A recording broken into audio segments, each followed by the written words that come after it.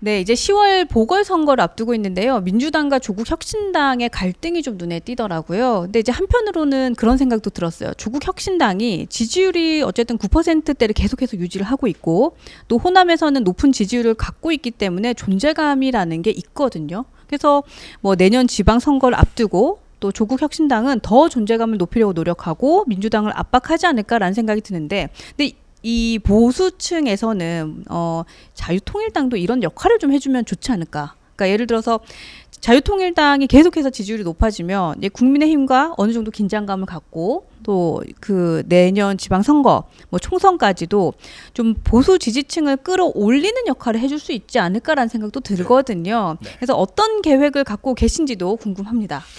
제가 지금 자유통일당의 사무총장 네. 그리고 또 혁신위원장을 맡은 지가 이제 2달 반 정도 됩니다. 그러니까 혁신위원회 위원장이시죠? 예. 네네. 당 혁신위원장이죠. 네. 제가 이 직을 맡고 이 당에 들어와서 네. 일을 하게 된 동기는 뭐냐면 네. 지금 앞에 몇 가지 질문에서 말씀드렸다시피 대한민국은 지금 현재 국가안보 위기인데요. 네. 나라가 없어지면 그리고 안보가 무너지면 뭐가 필요합니까? 다 무너지는 거죠. 네, 자유민주주의도 국민들도 자유 대한민국도 네. 다 무너지는 거죠. 네. 그런데 그 부분 국가의 안보 부분을 가지고 가장 그래도 진솔하고 네. 행동하면서 네. 혼신의 힘을 쏟는 정당이 저는 자유통일당이라고 봤고요. 네. 그래서 제가 이 당에 들어오게 되었고 혁신위원장을 맡게 되었는데 네. 그런 진정성, 가치, 철학, 자유민주주의, 평화통일 이런 것들에 대한 한미동맹 네. 뭐 예를 들자면 이런 것에 대한 가치, 철학의 네. 진정성, 치열함 이런 것 이외에 네. 다른 부분은 정당으로서 거의 낙제점입니다. 그 이유가 뭐냐면 제가 보니까 이 종교의 원래 이 자유통일당의 전신인 기독당이 있는데요. 네. 네. 그 기독당의 탄생 배경을 보고 저는 이해를 했습니다. 뭐냐면 이제는 돌아가신 그 가까운데 저기 계셨던 그 여의도 순복음교회 조용기 목사님, 조용기 목사님, 네네. 김중권 목사님 네. 이런 분들이 하도 수십 년 전부터 소위 말하는 종북 좌파 그리고 좌파 정권이 들어서면서 네. 자유 대한민국 낮은 사회 연방제 네. 또 자칫 잘못하면 공산화가 되는 거 아니냐 하는 이런 이제 위기감이 고조가 되니까 네. 결국 맨날 목소리만 높이고 해봐야 이 결국 이런 그 연방제 사회주의 네. 공산화 이런 걸 막을 수가 없다. 그러니 정치 권력, 정치적 힘을 가져야 된다. 그렇게 해서 탄생한 배경이 바로 뭐냐면 이제 기독당이고 기독당. 자유통일당 전신이 그렇습니다. 네. 네. 그러다 보니까 자연적 여기에는 목사님들, 기타 종교인들 이런 분들이 관여를 많이 하셨죠. 네. 그분들은 순수하고 진정성이 있고 하기는 합니다만 정치에 대해서는 또 역시 아마추어들이 모릅니다. 아, 그렇죠. 그러니까 네. 영역이 다르죠. 정당이라고 하는 것은 네. 국민들 특히 유권자들로부터 표를 먹고 살아가는 집단이거든요. 네. 그런데 그런 데에서 이 아마추어고 감이 떨어지고 제대로 전략을 짜지를 못하고 하는 네. 그런 상태로 이게 쭉 오랜 기간을 끌어오다 보니까 결국 뭐냐면 국민들로부터 선거 때만 되면 표를 못 받는 겁니다. 지난 총선 때만 하더라도 자유통일당이 100만 표 이상 정도의 비례대표를 받을 거라고 생각했는데 결과는 64만 표에 그쳤죠. 그랬던 제가 진단을 해보니까 결국 네. 뭐냐면은 제가 혁신위원장으로 해야 할 일은 이 정당을 어차피 정치 선거라고 하는 행위를 하지 않으면 모르겠지만 네. 정당이라고 하면은 정치라는 행위를 해야 되고 투표라는 소위 행위를 통해서 국민들도 선택을 받아야 되는 집단인데 네. 그럴 것 같으면 정당답게 그것도 사랑받는 국민정당, 네. 지지를 받는 대중정당으로 좀 바꿀 필요가 있겠다.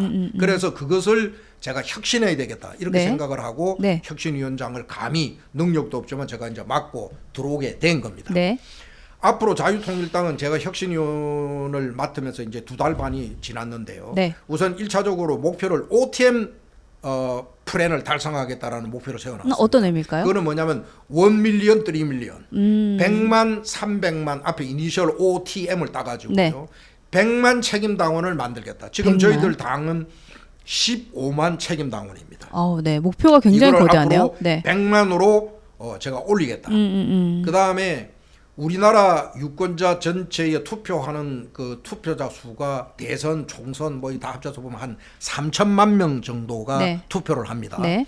그런데 이 중에 100% 중에서 10%를 우리의 좀 열렬 지지층으로 좀 만들겠다. 그러면 300만입니다. 네, 네. 그래서 이거를 OTM 플랜이라고 제가 명명을 지었습니다. 그래서 반드시 앞으로 자유통일당은 지금의 자유통일당을 가지고는 OTM을 달성하기가 어렵죠. 그렇기 때문에 혁신을 통해서 네. 우리가 변하겠습니다.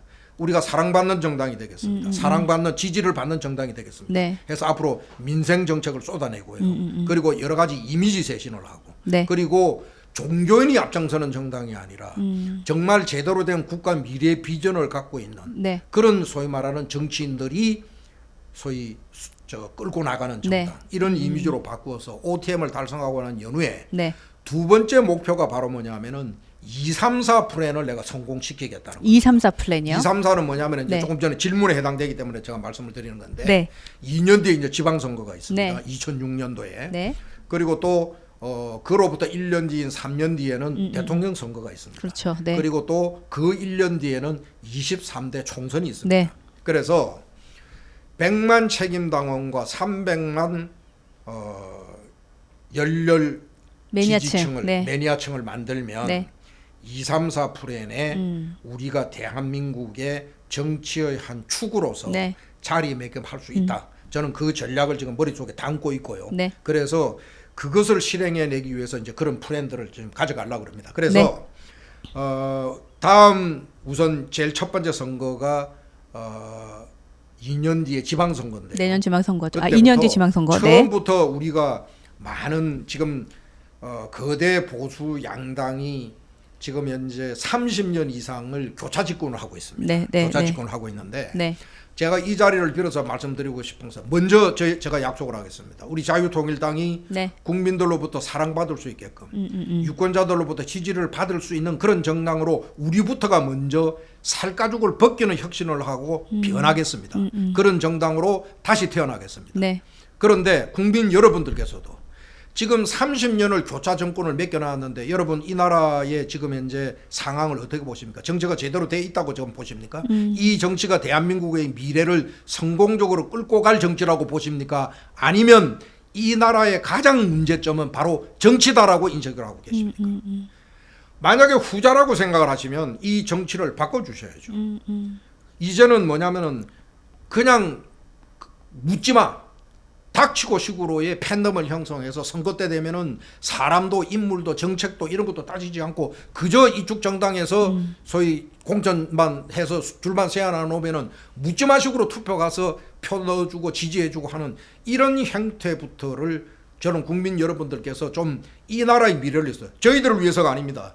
우리를 위해서 더 나아가서는 우리의 아들, 딸, 그 아들의 딸인 우리의 손자, 손녀들을 위해서도 이런 소위 말하는 정치 행태는 반드시 바뀌어줘야 됩니다. 제가 단언코 말씀을 드리는데 네. 현재 수준의 이 저질, 수준 미달의 정치 당리당략밖에 할 줄 모르는 이 정치 싸움박질밖에 할 줄 모르는 이 정치를 가지고는 네. 절대로 대한민국이 이 급변하는 세계 정세 글로벌 지금 이 문명 전환의 시대에 우리 대한민국은 아마 좌초하고 말 겁니다. 절벽에 떨어지고 말 겁니다. 정치를 바꿔주십시오. 그리고 저희 자유통일당을 네. 눈여겨 당장 저희들에게 지지를 보내달라는 것은 아닙니다. 저희들이 어떻게 변화하는지 눈여겨 좀 봐주실 것을 이 자리를 빌어서 간곡히 호소 말씀을 좀 드리겠습니다.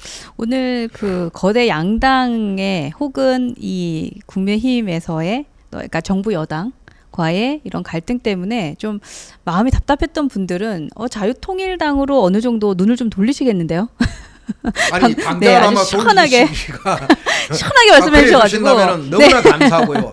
그래 주신다면 너무나 감사하고요. 네. 저희들은 겸손되게 네. 저희들이 먼저 변화하겠습니다. 네. 새롭게 태어나겠습니다. 그러니 저희들에게도 눈길을 좀 주시고 애정의 눈길을 주시면 더 감사하고요.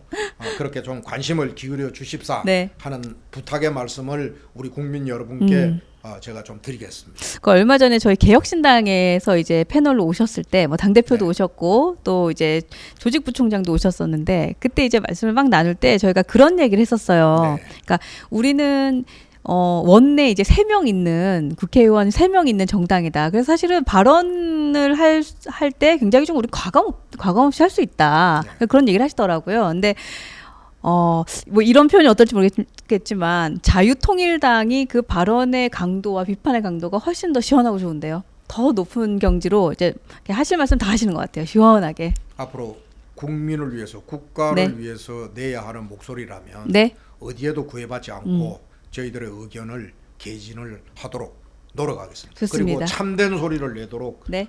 저희들이 노력하겠습니다. 그게 또 진정성인 것 같아요. 네, 네. 그렇습니다.